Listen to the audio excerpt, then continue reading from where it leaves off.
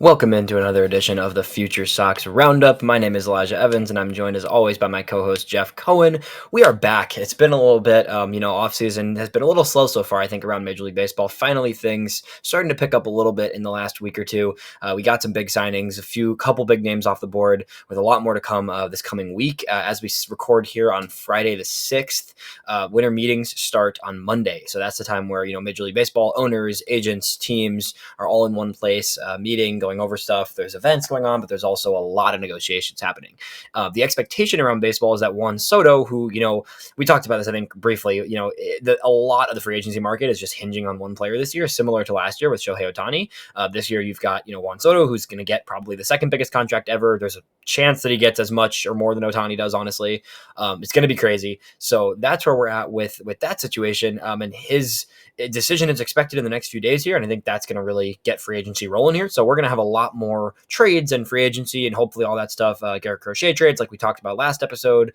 That's going to happen at some point, I think. The expectation is that's going to happen at some point. So we're going to have more to talk about. But today we're doing something a little different. We're going to just talk, about the minor leagues, because that's what we do here on the Roundup typically. And we are going to go through our projected starting rotations at each level of the White Sox organization. We're going to talk through kind of which pitchers can start at each level, who's kind of on the edge of levels, who's going to, fly quickly, guys that are probably going to need a whole year at a level. Really just talk through all of the starting pitching depth in the White Sox system, which is very strong and fun to talk about. But first of all, Jeff, how you doing? It's been a little bit. Yeah, it's good to see you. I hope you had a good holiday. And it's the calm before the storm. Soto's apparently going to sign in the next few days. And sounds like Garrett Crochet is going to get traded sooner than later. So a lot of exciting stuff about to happen in baseball.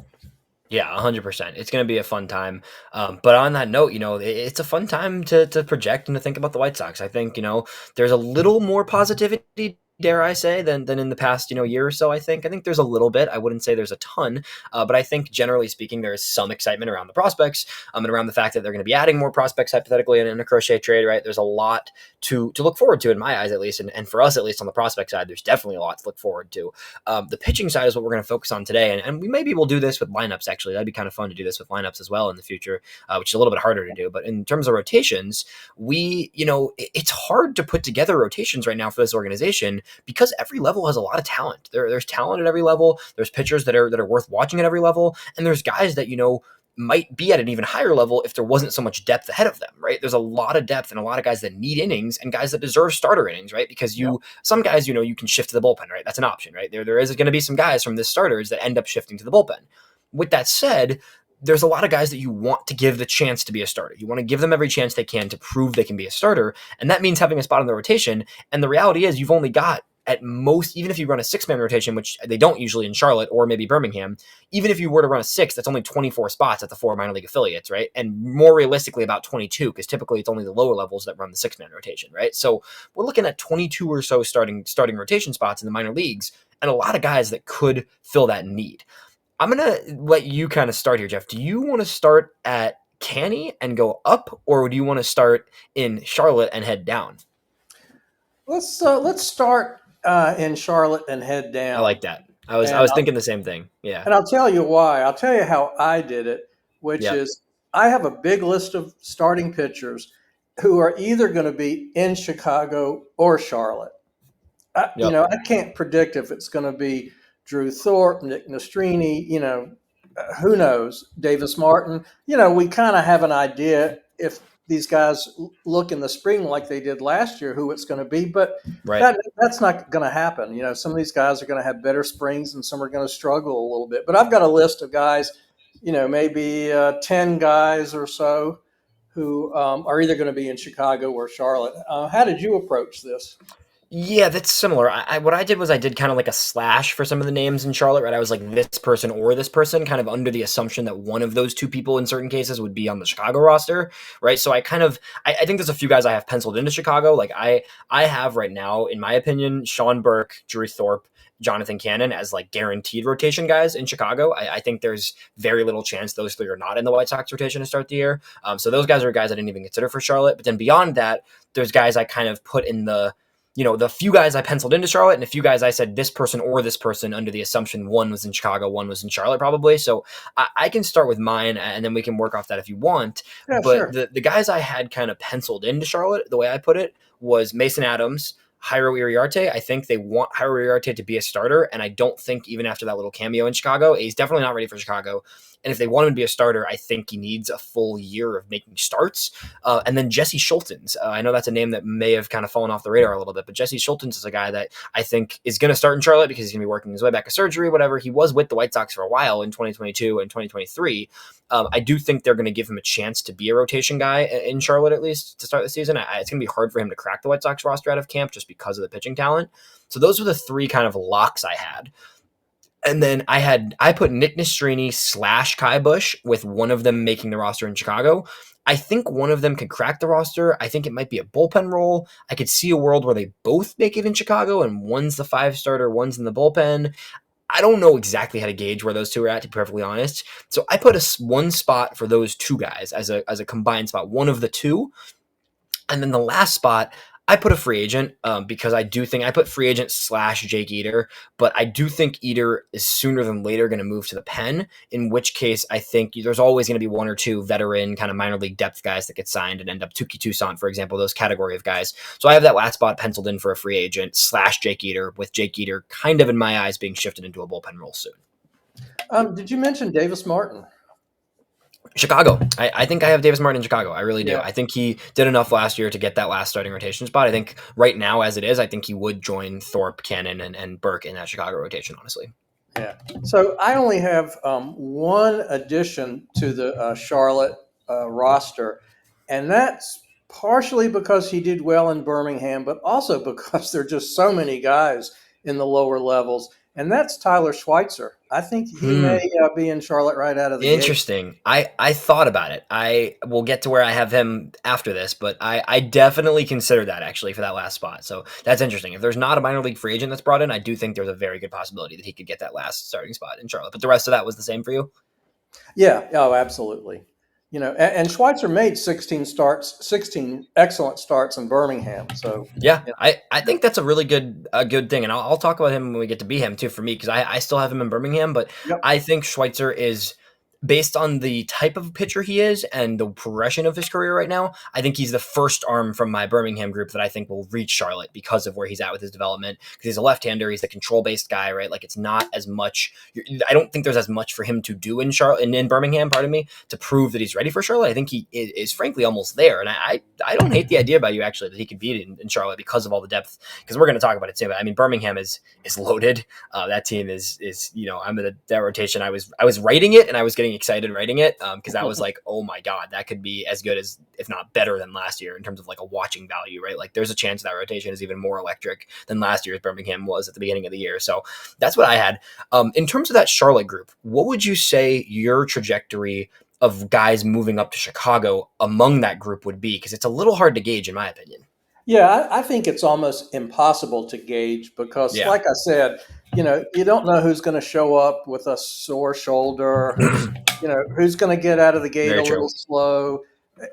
It's. I think it's just almost impossible to predict. Yeah, no, I agree. I think it's going to be tricky. I think if they're pitching well, I think Nastrini and Bush, because they're already on the 40-man now, would be the early, like, oh, let's add those guys, right? Like, I think that's the early decision. But both those guys have a lot to prove in terms of their command, especially. I think they're both kind of in a make or break situation right now, as if they want to be a starter, right? I think both those guys could really succeed as a reliever. And again, that doesn't have to be some negative connotation. I think we've talked about that before. Like a lot of these guys are going to be relievers, and a lot of them could be really good relievers, right? But I think those two still are viewed as starters, but it's got to happen this year, right? Like you got to see that step. You got to see them develop that command, find a little more consistency. And I think both of them showed good signs last year, but if this is going to be the year, if they're going to be starters in the major leagues, they got to do it this year. So I think those two are the first two up, but I think Mason Adams is right behind. I think Mason Adams is going to be a guy that's going to be in Charlotte. And if he's fully healthy and he looks like he did most of last season when he was before his injury at the end of the year, I think there is. We'll see. I think there's a real world where he's up in May or June, depending on the way the rest of the rotation shakes out. No, I agree completely. If he continues the trajectory he was on last year, he'll Yeah. be there quickly. So fingers crossed that's the case, because it was an Yeah. exciting story. 100%. What do you see with Jake Eater? Where are you at with him? Because I've gone back and forth, but I ultimately I just think he could be a really good reliever, and that's not. It's frustrating. Obviously, you want to see him be a starter, and that was the hope when they traded for him. I think his arsenal and I think the way he pitches could really play up in a relief role, and I'm not sure I see it coming together as a starter. And I think he's even another step behind a Bush and a Nastrini, who I just said it's already make or break for them, right? So where does that put Eater? You know? Right, right. Yeah, I'm afraid I have to agree with you. I mean, I think he'll. Don't you think he'll get a chance to keep his starting position, but probably is destined for the bullpen? Yeah, I think so. I honestly think there's a chance he just is in the bullpen immediately, just because there's so many starters. But I think he'll get a shot at that fifth starter in Charlotte type of spot. But he's on the 40 man. He's already been on the 40 man for a year now, right? So he was on the 40 man this past season. If he's going to be on the 40 man and he's with the results he showed last year, like I think you just have to try and get the value out of him the way you can at this point, and that Right. could come from him being in a relief role. And this is a left-hander who, when he was before his injuries and his surgeries, he was up to high 90s, right, at one point, right? So if you let him empty the tank, if he strengthens up this way this offseason, he comes in throwing 98 with his breaking ball, right? Like that could be a really solid left-handed reliever for you. Yeah. So, I feel like you almost have to start to lean into that already this offseason, but I'm not sure. And you know what? If Jake Eater starts in the bullpen, it doesn't mean he can't transition to the starting Right. rotation Who knows? later. Garrett Crochet, And right? Garrett Crochet, Exhibit A, absolutely. Yeah. 100%. That's a great point. I think there's these days more than ever, there's more ability for relievers and starters to be fluid compared to how it used to be, right? So like, let's not be afraid to say, hey, you fit better in the bullpen right now, right? But like, that doesn't mean you're locked there forever. And honestly, I wouldn't be shocked if that happens with Iriarte. I think there's a world where Iriarte gets to Chicago as a reliever this year, and then they still try to keep him as a starter in his bag, kind of, right, in the future, right? So I could see it going either way, but I think that rotation is going to be just about the guys we talked about. Okay, so you don't have Tyler Schweitzer in your Birmingham rotation. So why don't you start with your Birmingham rotation that does not include Schweitzer? Because mine does include Schweitzer. Okay. I will. I'm going to start Birmingham by talking about someone who is who is in the bullpen, and that's Peyton Paulette. I don't. Interesting. We talked about whether he gets moved back into the rotation. I think he proved that he's deadly out of the bullpen. So I think that's where he's destined. Okay, you do think he's staying in the bullpen? Yes, yes, yeah. Okay. I thought you were going that he was going back in, because I kept him in the bullpen as well. Yeah. Yeah, yeah. But the guys I have there, I've got Riley Gowans, Noah Schultz, Juan Corella. I've got Johan Dominguez there, basically holding a spot for I'm Hagen curious Smith where you're going. or Grant Taylor. Okay. And because I have Hagen and Grant starting in Winston-Salem, I've got Interesting. Shane Murphy and Lucas Gordon in Birmingham. Okay, so very interesting, because we're really different here. The top three, I think, are a lock. I think Schultz, Gowans, and Corella are pretty clearly going to start in Birmingham. They finished there last year. They all looked great. So I also had Schultz, Juan Corella, and Riley Gowans. I think those three are pretty much guaranteed to be in that Birmingham rotation. My next three, though, it's interesting. You went the less of aggressive. You went more aggressive with Schweitzer and then less aggressive with the other two that I have. I went Noah Schultz, Juan Corella, Riley Gowans, Tyler Schweitzer, and I went with both Hagen Smith and Grant Taylor. I can see it going either way. I definitely see your logic. There's two ways I can go in my eyes. One way is that it goes what you're saying, and they both start in Winston, and they take that Noah Schultz approach, where it's like, hey, show us 5 starts in Winston, and then you're going up. Noah Schultz went up in May last year. He barely stayed in Winston for very long, right? Like, he quickly went to Birmingham. I could definitely see that. I could also see the organization just saying, you know what, screw it. These are our 3 best pitching guys in the organization. All 3 of these guys are absolutely electric. Let's just throw them in the same rotation and see just how incredible they can be together and grow together and learn together, and all that atmosphere of like having your 3 top assets be in a rotation together. It could go either way. I could definitely see it being, a month or 2 in Winston for those guys, for either or of those guys, and then Birmingham. But I think there's a world where they just are, both of them are just straight to Birmingham. I think Grant Taylor wasn't great in the Arizona Fall League, but he got innings under his belt. Hagen Smith made one start at the end of the year, right? Or 2, what was it? 3 starts? 2 or 3? I thought 2, one was good, one was not so great. Yeah, it was either 2 or 3 starts at the end of the year. And then, I could see it. I think those guys, their stuff is too good for single A and high A, right? And it's fine. If you want to give them a few starts in high A and see how it develops, that's totally fine by me. But I just went a little aggressive here and said, screw it. Let's put them both in the rotation. And then I had Shane Murphy listed as my seventh, potential starter if those guys are not there yet. If one of them or both of them isn't there yet, I had Shane Murphy as that last starter there as well. But I think there's a real world where those two are there together, and Birmingham has the best rotation in minor league baseball once again, just like the beginning of last year. All right. So let's unpack that a little bit. First, let me start with my logic by having them get those half dozen starts in Winston. Yeah. And you're right. It really has to do with Hagen Smith having one not so great start and Grant Taylor kind of, getting hit around a little bit in the AFL. This is just to get their professional legs back under them, and dominate and then move up to Birmingham with confidence.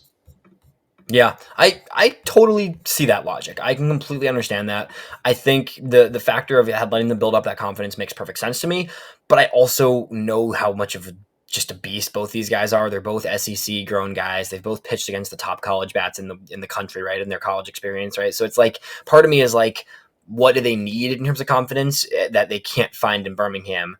And Birmingham is a pitcher-friendly league, right? So like, while it is Double-A and it's a higher level than Winston, it's a very pitcher-friendly league in the Southern League, and it always has been, right? So I think if you're pushing them a level, but you're putting them at a place where it's generally going to be favoring the pitcher a little more than the hitter, in which case they can get that confidence there as well. So I can see it either way. I definitely can see your logic. But the interesting thing with this rotation is the innings buildup too, because you've got guys. Grant Taylor's not going to be airing it out all the way, right? I think you want Hagen Smith to be making full starts, but at the same time, you also want to be careful. That's your first round pick. He, threw a bajillion innings last year in college, right? Like, you want to take it easy. You don't want to be easy on him, but you want to take your time, right? You don't want to push them too hard. And then you've got Noah Schultz, who is still building up those innings, right? He didn't throw more than 4 innings last year in a single start. He was consistently at 4 innings, right? He was capped there. My guess is this year, they're going to be trying to get him 5 or 6 innings a game. That's for sure. Definitely the plan is to ramp up Noah Schultz. How much you ramp up Noah Schultz, though, we'll see. So I think Birmingham will need 1 or 2 of those piggyback guys, like you mentioned, right? Even if they're not starting, they're going to need a guy like Shane Murphy who can eat 3-4 innings when one of these guys has a short game or their pitch count gets a little too high, right? So we're going to see some mixing and matching there. But then you've also got an absolute dog in Riley Gowans, who is a guy that threw 6-7 innings in almost every start last year, right? So that helps a lot. And then you've got a Juan Corella, who at the end of the year in Birmingham started to look like that as well. And if Tyler Schweitzer is still there, which I had, even though you didn't, that's another guy who just really churns out innings and did last year as well. So there is so many options. I think no matter what, at some point, I'd say no matter what midseason, we're going to get that Schultz, Smith, Taylor trio there. And that is going to be incredibly fun. In addition to guys like Gowans and Corella, who are also very good in their own right as well. So I'm just checking to see how many starts Gowans made. He made 13 in Winston and 12 in Birmingham. So he may be headed to Charlotte sooner than later. Yeah, I wouldn't be surprised. I think he's the first one from that group. I think, even though Noah Schultz was dominant and as dominant as you can be in Birmingham, I do think the innings ramp up is going to keep him there a little bit longer just to get his arm built up before especially because Schultz is a guy like you don't really need to spend much time in Charlotte. I don't really see Schultz spending any time in Charlotte, maybe a few games here or there. I don't think there's a need to have him in Charlotte for long at all. So I think with Schultz, you're going to build up the innings in Birmingham before you feel comfortable bringing him to Chicago sooner than later. I think once he leaves Birmingham, even if he does go to Charlotte, it's month max. So I think with him, it's going to be patient. Smith and Taylor, I actually don't even think either of them are going to debut this year. I think there's a chance they debut this year with the Sox because they're just so talented. But I think the way this team is trending, you don't need to push it. And there's so many other arms that I think you can just kind of plan those guys and pencil them in for 2026 and work from there, in which case they'll spend the majority of their season in Birmingham. So I think the staff will actually stay fairly similar compared to last year with those 3 at least. And I also think Corella will probably spend most of the year there, if not all of it. I do think he could probably get up it because he is on the 40-man. He had to get added before the Rule 5. So I think with Corella, because he's on the 40-man, you could see him get moved up. But really Gowans and then maybe Schweitzer, if he's there, are the 2 that I think will be in Charlotte sooner than later for sure. What are your expectations going forward for both Murphy and Corella? Murphy's an interesting one. I don't think Murphy is necessarily a guy you're penciling in as a big league piece. I think he's command and he eats innings and he does a good job. But I think ultimately it's like a long reliever. I think that's probably more of like a depth long relief bullpen type guy. Corella I like a lot, but Corella is a fascinating case because Corella has shown some signs of like, oh, this guy could be a legit starter, and he's also shown sometimes of like, oh, this guy could be great in a late inning bullpen role. So it's interesting with Corella. I think with him, he's young enough still where you want to let him keep starting all season, but I could see a world where Corella shifts into a bullpen role sooner than later, probably not sooner, a little bit later down the road, and becomes a really good reliever as well. So I can kind of see both ways with a Corella, but I do want to see him as a starter at least for this year for sure. Yeah. Okay. So who Where do are you you have? at with Who do you have where are in you at with Winston? Corella? Sorry, No, no, no. what do you I think would. with him? I don't know. I think he gets a shot in Charlotte, and there's so many factors that will determine who gets pushed to the bullpen. Right, What the 100%, need, and it what never the hurts to needs have are in options. Charlotte, right? What the needs are in Birmingham. Um, but yeah, I mean, he was one of the few guys added to the 40 man. So that speaks loudly.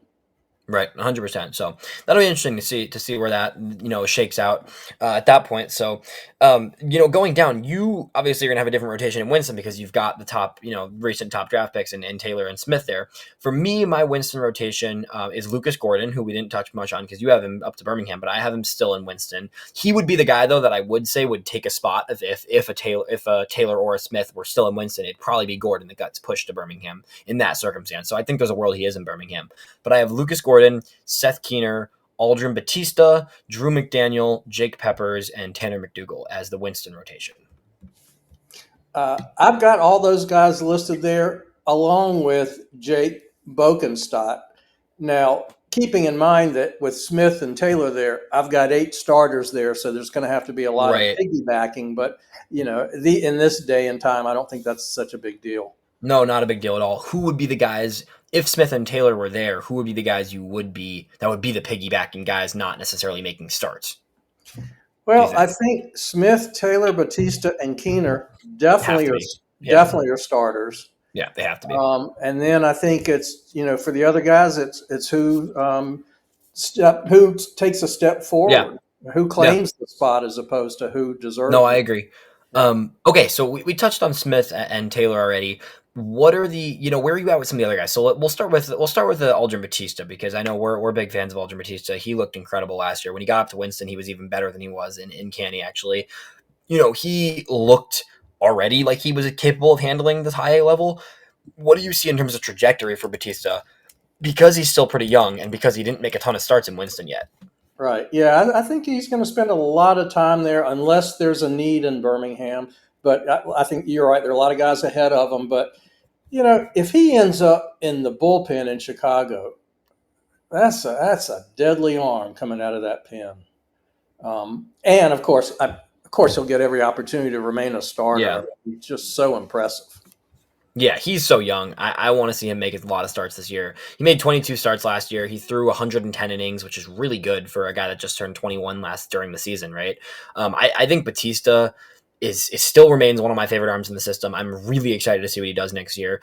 I think he gets to Birmingham though. I don't think it's quick, but I do think he's going to spend some time in Birmingham next year. I really do. I think when you see guys like Gowans and Schweitzer, and then potentially even a Corella go up from Birmingham, I think you're going to see Batista get that call even at a young age, right? I think he'll spend the majority of the year in Winston. I think that's probably accurate, but I would not be surprised to see a July call up or so for Batista to Birmingham because I do think of this entire group here, aside from Smith and Taylor, he's probably the highest upside guy there of the guys I have in my Winston rotation. So it's like, yeah, he's young, but the dude has done nothing but shove the past 2 seasons. So I have a hard time seeing him not move up later in the season if he continues to do what we know he's capable of doing.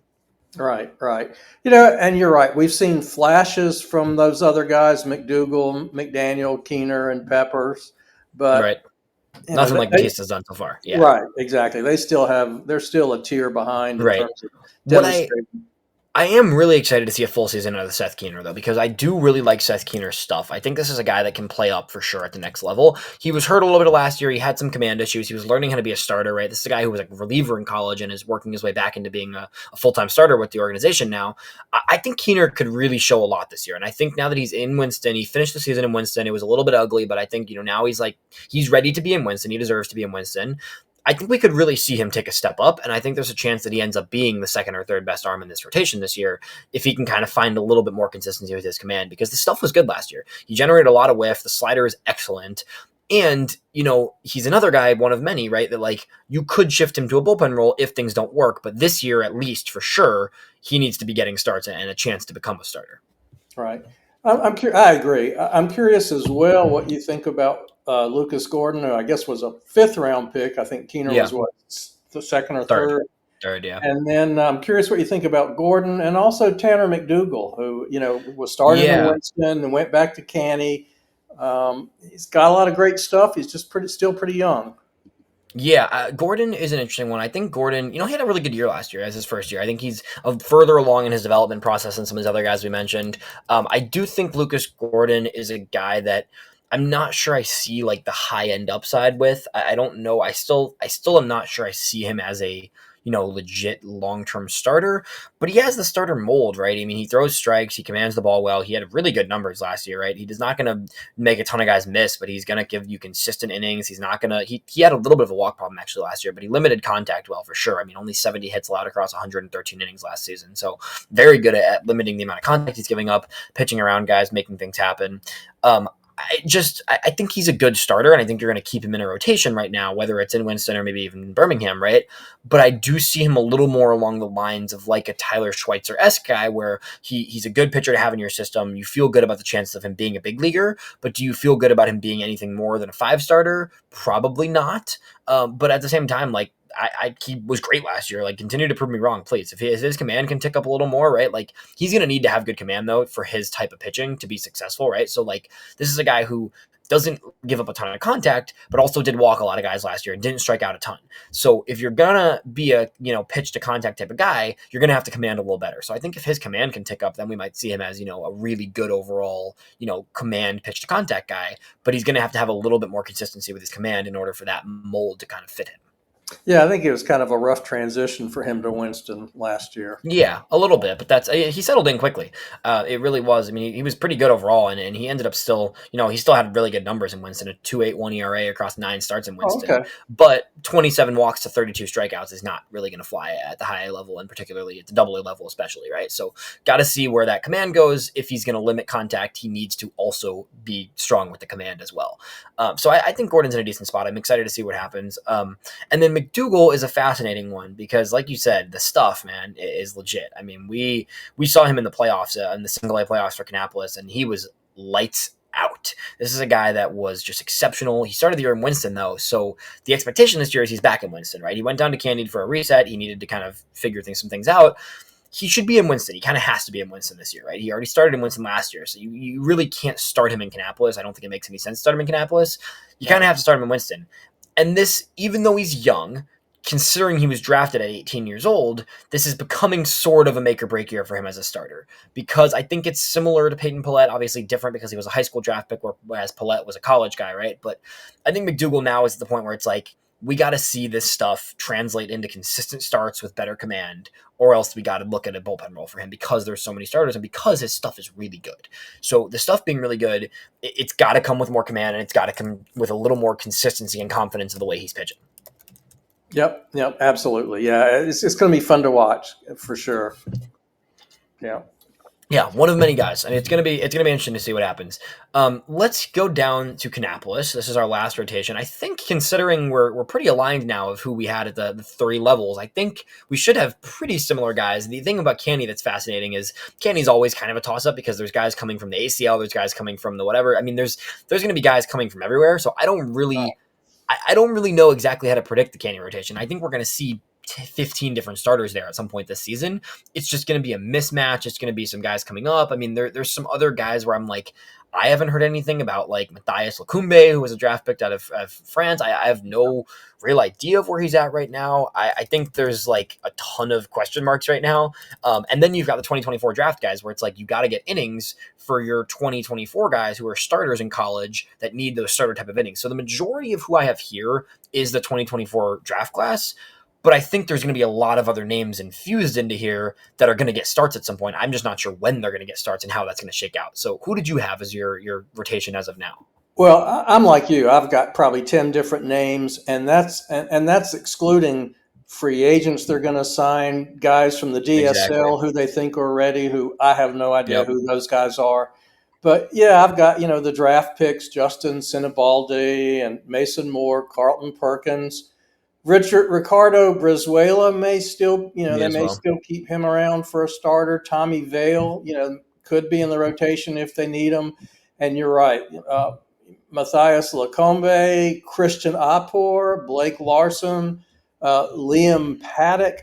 The list goes on as to who we may see there. Yeah, that's you named everybody that I had for the most part. Nick Pinto is the only one I heard that I didn't hear from you, and Cleet Hartzog as well. Those are the two others that I had in addition to everybody you just said. The actual rotation that I had written down was, again, this is such a toss up. I think of all these, I think most of these we're going to be pretty accurate on. I'm hoping. I think we know our stuff for the most part, but this is the one where I could see any combination of 6 of 12, 13 guys that could combine into the 6. I had Brizuela, Mason Moore, Nick Pinto, Justin Sinibaldi, Cleet Hartzog, Liam Paddock, and then Christian Opper. Those were the 7 I had as like my official rotation. But again, this one's a toss-up. It's hard to know. Blake Larson, I believe, is coming off an injury, so I do think, and he's super young, so I think Larson will definitely be in Arizona still to start the year. I don't see a world where he's in Candy to start the year. I'm pretty sure he's going to be in the Complex League for at least a few months, if not more, probably most of the season, actually, just considering how raw he is. And then there's a few others. Yeah, you mentioned Perkins. I don't really see Perkins as a starter. Tommy Vale, I think, is just so. I mean, he's an undrafted guy, but he's 24 years old. I think Tommy Vale needs to be in a bullpen in Winston, probably. That's my guess with him. I think he could be one of those piggybacks in Winston, probably. But I think it's mostly 2024 draft guys that I think will start there. I mean, it's what we saw last year, right? We saw Lucas Gordon and Keener and Peppers and all those guys start the season there, and then they moved up slowly. And I think that'll be similar, right? But I do think this will be mostly, the draft guys with Brizuela there as well. I think Brizuela will be kind of that opening, that lead starter and the experienced guy in the Candy rotation. I think he's had a really good year in Candy, but is not quite ready for Winston yet. And there's a lot of guys ahead of him, as we've talked about. So I'm interested to see with these draft guys, though, because there's a lot of these, college 4-year or 3-year, 4 or 5-year experience college guys from schools all over the country, right? There's a lot of guys that are interesting, but I wouldn't say there's anybody, obviously Hagen Smith is the exception. I wouldn't say there's anybody in this group that really jumps out as like super high upside right now. So I'm really curious to just watch them because I haven't got to see enough of these guys. Like I've read about them. I've talked to a bunch of these guys. Like we talked to a bunch of them in Kannapolis, right? Like that's all good stuff, but I want to just watch this rotation and get to learn about these 2024 guys. Cause I watch video and I do my reading and stuff, but I am excited to actually see them in Kannapolis and watch all these 2024 draft guys pitch. Right. And you're right. A lot of these are big time college arms who should do well. I mean, our expectation is they're going to do well in Kannapolis, just like Gordon and Keener did. Do you think there's any chance that some of the relievers in last year's draft class, and I don't know that much about them, Phil Fox, Blake Shepardson, Pierce George, Jack Young, do any of those guys get turned into starters?